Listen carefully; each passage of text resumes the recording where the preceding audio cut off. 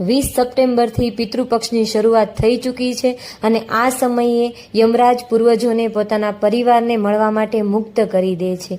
તેથી તેમનું શ્રાદ્ધ અને તર્પણ વિધિ કરીને તેમને પ્રસન્ન કરવામાં આવે છે, જેનાથી તેમની આત્માને શાંતિ મળે છે. અને એવી માન્યતા છે કે જો મરનાર વ્યક્તિનું શ્રાદ્ધ ન કરવામાં આવે તો તેની આત્માને શાંતિ મળતી નથી. અને પિતૃનું શ્રાદ્ધ હંમેશા એ તિથિમાં કરવું જોઈએ કે જે તિથિમાં તેઓ પરલોક સિધાવ્યા હતા. પિતૃપક્ષમાં દરરોજ પિતૃના નામનું જળનું તર્પણ કરવું જોઈએ અને જો શક્ય હોય તો રોજ નહીં તો શ્રાદ્ધના દિવસે કાગડો કે કબૂતર માટે ભોજનનો એક ભાગ કાઢીને તેમને ઘરની અગાસી ઉપર મૂકી દેવો જોઈએ. એવું કહેવામાં આવે છે કે શ્રાદ્ધ પક્ષમાં કાગડો આવીને તમારા આપેલા અન્નને સ્પર્શ કરી જાય તો એ સીધું પિતૃને જાય છે. આવું કરવાથી પિતૃ પ્રસન્ન થાય છે, તેમની આત્માને શાંતિ મળે છે અને તેનાથી ઘરમાં સુખ, શાંતિ અને સમૃદ્ધિ વધે છે.